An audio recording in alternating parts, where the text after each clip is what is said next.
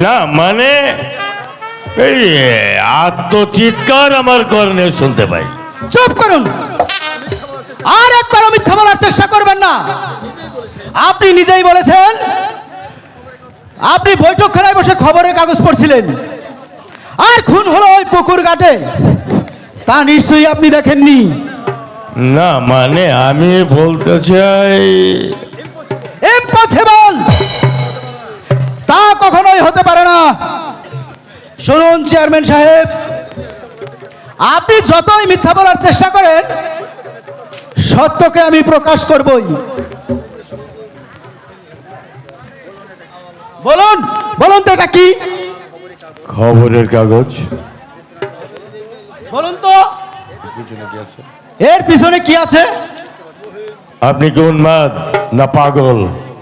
ওর পিছনে কি আছে আমি বলবো কেমন করে?